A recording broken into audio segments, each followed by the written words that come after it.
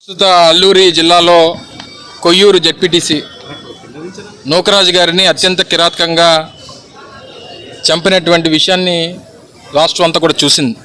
సామాన్యులు గత 15 మాసాలుగా ఈ రాష్ట్రంలో కూటమి ప్రభుత్వం అధికారంలోకి వచ్చిన తర్వాత మన జిల్లాలోనే అనేక ఇన్సిడెంట్స్ చూసాం.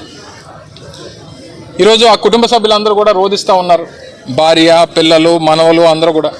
సీనియర్ నాయకుడు రెండోసారి జెడ్పీటీసీ, మూడోసారి జెడ్పీటీసీ, గతంలో వైస్ చైర్మన్గా చేసినటువంటి అనుభవం, సీనియర్ నాయకుడిగా గౌరవం ఉంది.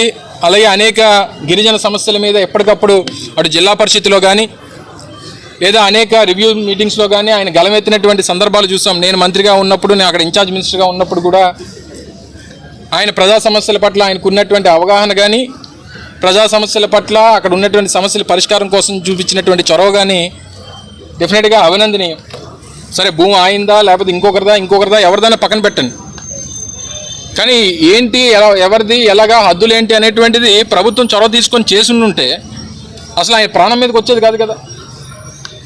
ఈరోజు ఈ స్థాయికి, ఇంత పెద్ద స్థాయికి ఇష్యూ రావడానికి కారణం కేవలం ప్రభుత్వం తాలూకా నిర్లక్ష్యం, లా అండ్ ఆర్డర్ మీద ప్రజలకి కనీసం భయం లేకపోవడం, వీటన్నిటి కూడా ఇవి కారణాలుగా కనబడతా ఉన్నాయి.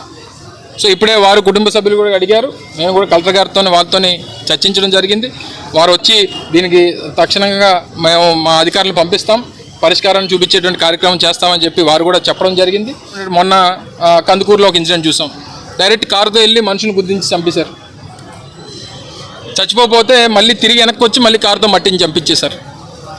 20 రోజులు అయితే తప్ప మళ్ళీ గవర్నమెంట్ దాన్ని పట్టించుకునేటువంటి పరిస్థితులు లేవు. అంటే ఇష్యూ ఎక్కడన్నా ఫ్లేరప్ అయ్యి ప్రజలు రోడ్ల మీదకి వచ్చి ఇబ్బంది పెడితే తప్ప ఇది ఇష్యూగా మేము గుర్తించం అనేటువంటి పరిస్థితుల్లో ప్రభుత్వం తప్ప, అసలు గుర్తించకపోతే ఏమైపోయినా పర్వాలేదు అనేటువంటి విధంగా ప్రభుత్వం తాలూకు వ్యవహార శైలి ఉంది. సో ఇందులో ఈ ఇష్యూస్లో ఎవరైతే ఒక 6గురిని ఎంతమంది కస్టడీలోకి తీసుకున్నారని చెప్పి పోలీసులు చెప్తా ఉన్నారు.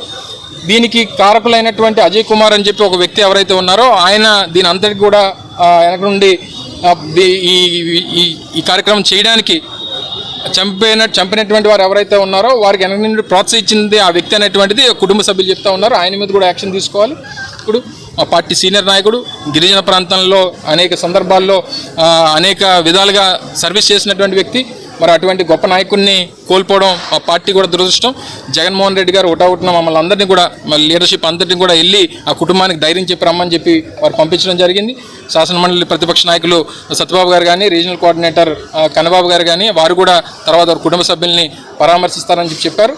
మాకు నూకరాజు గారి ఆత్మకి శాంతి చేకూరాలని ఆ కుటుంబానికి ప్రగాఢమైనటువంటి సానుభూతిని తెలియజేస్తా ఉన్నాం.